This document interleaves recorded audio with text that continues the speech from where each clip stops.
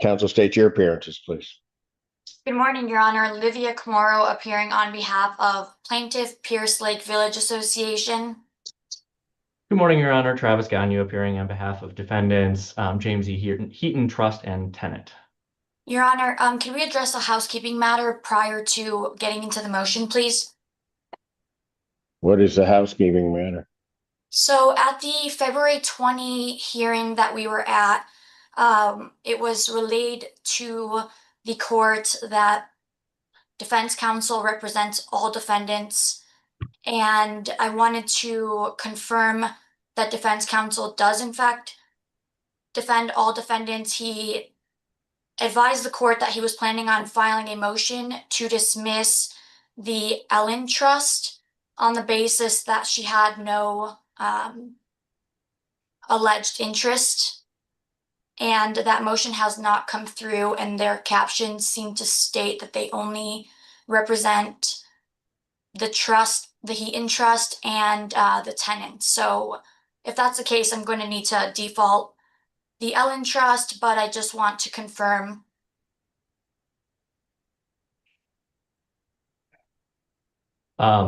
We filed an appearance on behalf of the James Heaton Trust and Tenant only. It is still our position that the other trust has no ownership interest. The case opens like a routine civil dispute, but tension quickly builds as representation confusion surfaces, setting the stage for procedural conflict that could impact the entire case. In the unit that's in question, and again,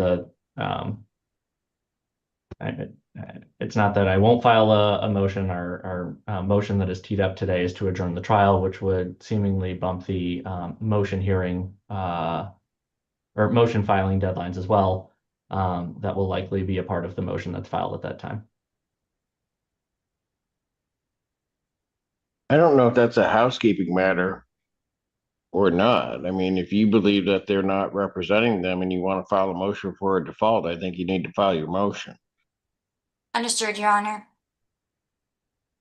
All right, Mr. Gagnon, it is your motion, sir. It is. Thank you, Your Honor. Hopefully it's a simple motion here. On April 10th, we had a hearing in front of this court, and we had set the date for a non-jury trial for May 5th. At that time, only counsel was required to be present at the hearing, and counsel checked their schedules, and it was clear of any conflict for the May 5th deadline, or for the May 5th trial date. Within that following week, I was able to meet with my clients, explain to them what the next steps were, and that there was a trial that had been set. It was only at that time I was informed that there had been a long-standing travel that had been planned by my clients, who are not only just named defendants here, they are representatives of the trust that owns the unit, but also key witnesses in the trial, that they would be out of the country, and I think it was until May 18th. Given that it was a 3-week lead time or a 2-week lead time at that point, they were not able to cancel their travel. And I, that same day, reached out to chambers and counsel to try to see if we could set another trial date, whatever the soonest available trial date was, following their return to the country, May 18th. We were given June 2nd as a potential date and told that we should stipulate. I communicated with counsel via email and phone calls several times. I wrote them that day. I wrote them the following week. A couple of times in follow-up. I left 2 voicemails, and I never heard back from counsel. So without hearing anything further, I filed this motion to adjourn the trial date so that I could have my key witnesses as a matter of due process here, so that we have are able to present our defense. In the response, which is the only response that I've heard back, whether email or formally or informally, they cite MCL 600. Got 5735, 2 different sections. These are for summonses, and I know.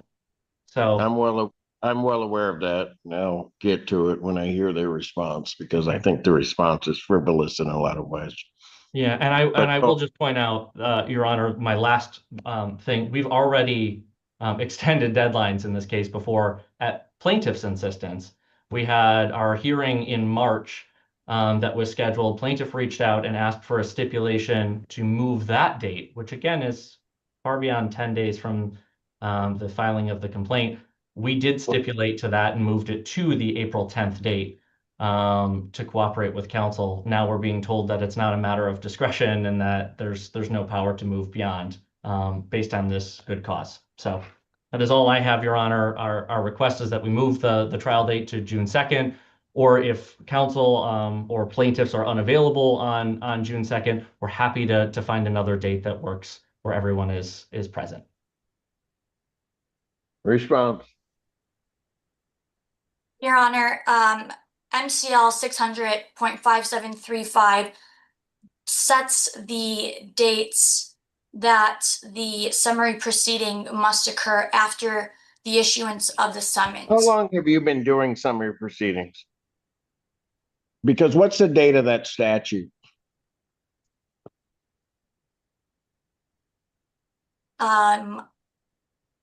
It's been effective since, it's at least amended since 2004.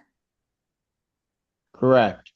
And in 2020, particularly Supreme Court Administrative Order 2020-17 changed that, correct? I would need to verify, Your Honor.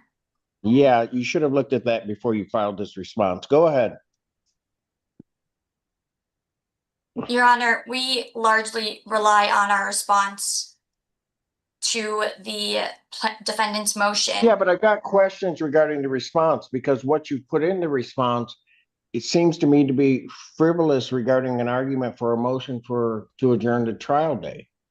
You're indicating that the court doesn't have discretion, that there's got to be a hearing without any analysis of the original statute that provides for service and a hearing date from within the 3 to 10 day range. But that's when trials weren't held in the manner that they're held right now. And so I don't think that you necessarily, if you want to try to explain what all of this that's in here, then you might want to do so, because I consider many of the arguments that you make here absolutely frivolous and not taking into account the statutory and court rule changes that have occurred regarding summary proceedings.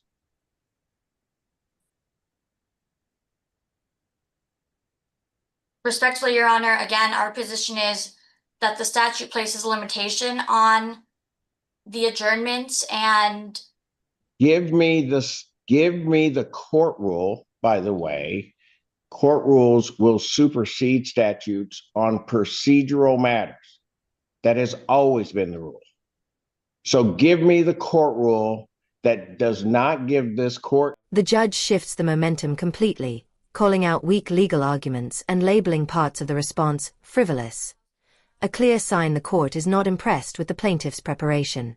Discretion to adjourn this trial.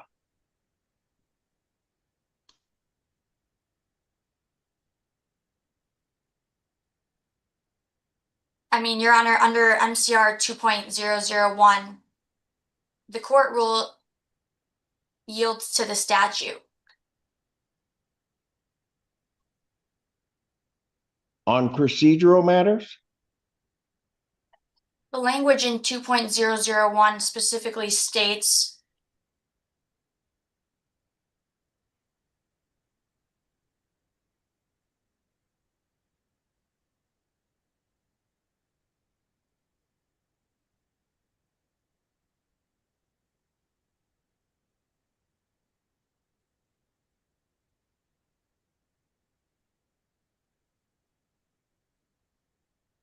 that the rules in this chapter govern procedure in all civil proceedings in all courts established by the Constitution and laws of the state of Michigan, except where the limited jurisdiction of a court makes a rule inherently applicable, or where a rule applicable to a specific court or a specific type of proceeding provides a different procedure.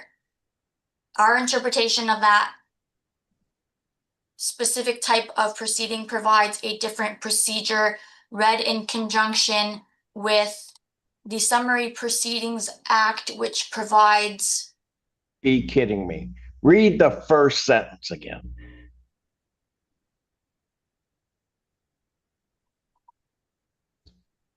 the rules in this chapter govern proceedings in all civil proceedings in all courts established by the Constitution and laws of the state of Michigan. That's it.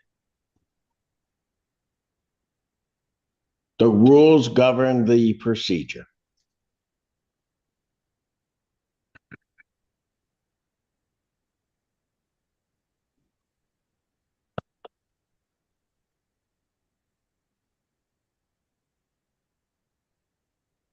So why didn't you, and also the rules do require where somebody reaches out to the opposing side that there is to be some type of either concurrent or not concurrent in a motion that's filed or a request. So why didn't your office respond to defense counsel's request? I'm not saying what the response has to be, but the very fact you didn't respond. Yes, Your Honor. So while Mr. Ganyu, and I apologize if I misstated that, when he called me, I was in a client meeting, and then the email had already come in that he was moving to adjourn it. And so I didn't have the time to give him a call back and explicitly state that we weren't going to proceed with concurring, but my understanding or my position was a non-response is the same as not. No, it is not. That cannot be your response.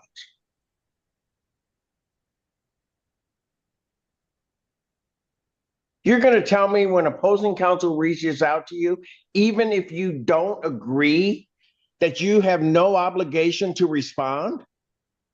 Is that what you're telling this court? No, Your Honor. I was intending on originally giving him a call back, but the motion had already came through. I was in a client meeting when he called me.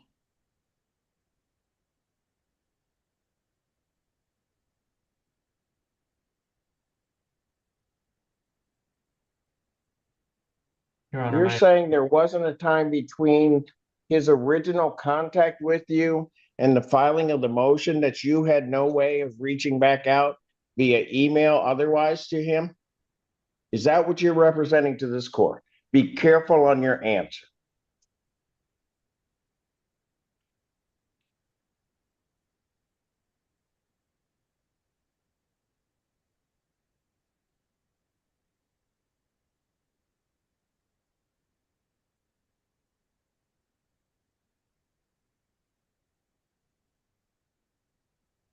No, Your Honor.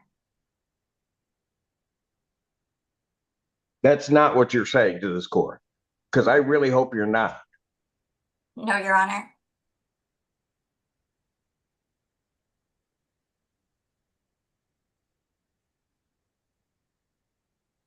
You have previously adjourned dates in this case, correct? Correct, Your Honor. And you sought the concurrence of defense counsel to adjourn those dates, correct? Correct, Your Honor. Then explain to me why you would not show the same courtesy. Your Honor, we have shown the same courtesy.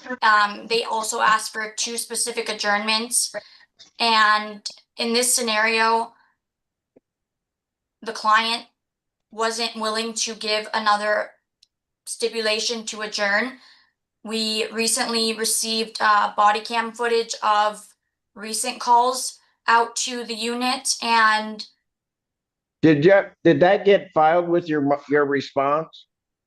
no, Your Honor, we actually received it via FOIA request yesterday. And so I was able to watch the body cam footage of what the noises sound like, which really puts into perspective the disturbance that this has caused the neighboring co-owners, which helped me understand why the client was not willing to allow me to stipulate to adjourn. When did the supposed noises and everything occur? The body cam footage that I received yesterday, I can give you the specific dates if you could give me one moment, Your Honor. Yes, please.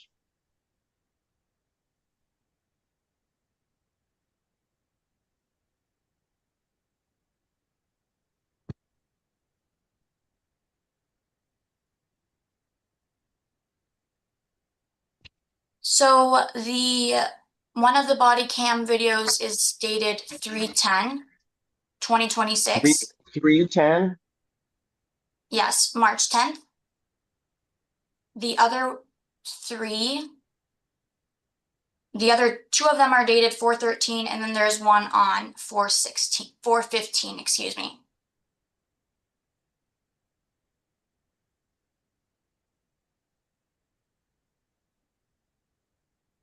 Daniel, you know anything about those? I don't. I am happy to look into them, but I have not seen any of the body cam footage. I just Or- received them yesterday, Your Honor.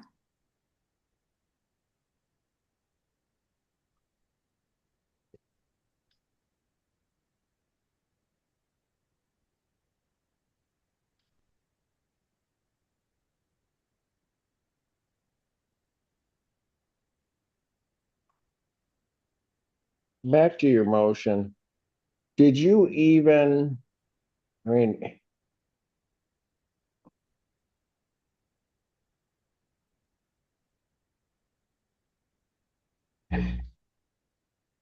I'm going to ignore your section 3 regarding the court rules and general discretion not overriding Summary Proceedings Act, because I quite frankly don't think you know what you're talking about, because you haven't gone and looked at 2017, which changed everything. You also have not gone into looking at the way in which summary proceedings are now handled, and that they were specifically overridden by the Supreme Court regarding certain procedural issues, and then incorporated within the court rules that you say don't override particular statutes. And that's just wrong. I mean, I can't, it's just blatantly. And obviously, doesn't make any sense to me. If there are issues, certainly, that regarding the defendant's conduct that you become aware of between the time of a trial date and the time of the setting of that trial date, much like every time, and obviously you don't know how this court works. If you filed a request for an emergency hearing on it, this court would do everything to accommodate that. So if there are issues that are involved between the time of the trial date and that, court will address it. But in that regard, we don't practice law here in Washtenaw County by sandbagging. So if you've got evidence of something that is going on, you present that to opposing counsel, see if the resolution can be worked out. If it can't be worked out, you contact. This is the breaking point. The judge delivers a sharp reprimand, exposing poor legal research and warning against bad courtroom practices, making it clear that sanctions are now on the table. My office, you file a motion, much like what happened here. This court will accommodate it within its schedule and get you in to address whatever the issue is. We don't practice this way here, certainly not in this court. I am going to, for the time being, ignore this very poorly researched response. Quite frankly, I think what's in there and it's sanctionable. And I'm going to decline at this time to do that. I will take my request, because it's not going to be defense counsel's request. The request for sanctions, I'm going to take that under advisement. So you need to understand, counsel, that doesn't mean that I will not, but I'm not going to at this point. I will also not award to defense counsel attorney fees and costs in this case, but I am going to adjourn the trial date. And I'm going to make it very clear, counsel, so that if you want a written order to that effect, then I'll give you a written order. I don't think it requires a written order. That if there is a circumstance where I find that opposing counsel is not responding, then I am going to sanction, and I'm going to sanction hard. That is not how one practices law.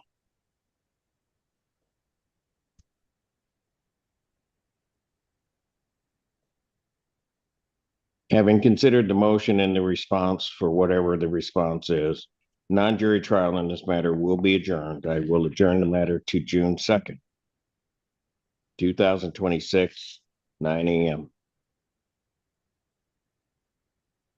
Thank you, Your That Honor. is all. Mr. Gunn, you prepare an order to that effect, please.